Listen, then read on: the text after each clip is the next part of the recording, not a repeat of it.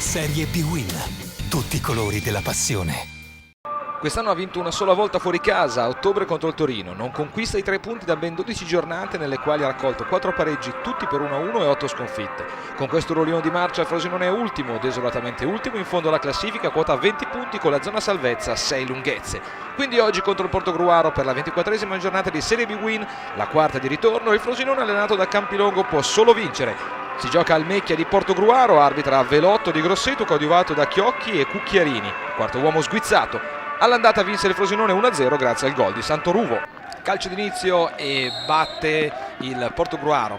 Siamo all'ottavo, per il Frosinone Pestrin profondo per Viso che allunga per Baclette, ma esce Rossi coi pugni e poi lo travolge Masucci, subisce fallo il portiere, intanto inquadrato Agostinelli, tecnico del Portogruaro.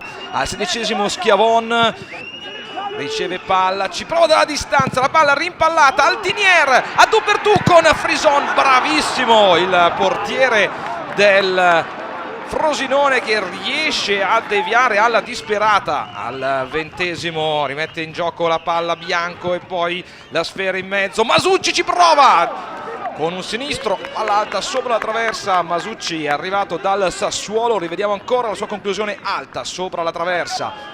Al 28esimo la punizione di Sansone, traversa piena con Francesco Rossi, il portiere del Portogruaro, ghiacciato. Rivediamo ancora la traversa colta da Sansone, la palla a giro che però non entra in porta.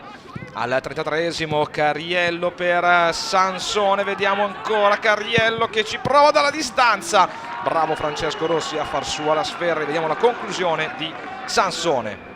Al 44esimo la punizione di Cibocchi, bravo Frison che fa un passo a destra e fa sua la sfera, vediamo ancora la conclusione di Cibocchi. Secondo tempo riparte il Frosinone, ma è il Portogruaro che al 54esimo con Pia servito Scozzarella ci prova di sinistro, palla sul fondo e poi vediamo che Scozzarella protesta con Velotto e Velotto lo ammonisce. Scozzarella chiedeva il corner, rivediamo ancora la sua conclusione che finisce a lato.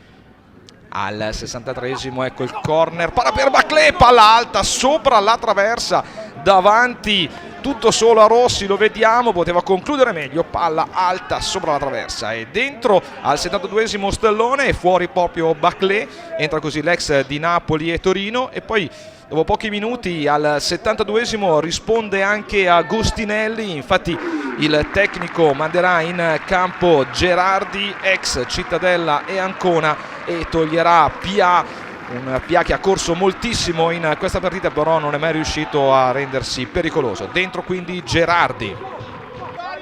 Al 79esimo vediamo un fallo, quello commesso da Cardin, e poi Cardin si lascia scappare qualche parola di troppo e Velotto lo espelle. Rosso diretto per Cardin, rivediamo qui protesta e una parolaccia, forse qualcosa di troppo. È all'81esimo l'incursione di Cesaretti, il tocco di mano di Franceschini da destra proprio dove mancava Cardin, ha ammonito Franceschini, fallo di mano qui si vede, quindi rigore per il Frosinone. Ci pensa De Maio, gol a segno Sébastien De Maio, francese alla terza presenza col Frosinone, primo gol per lui, gol su rigore.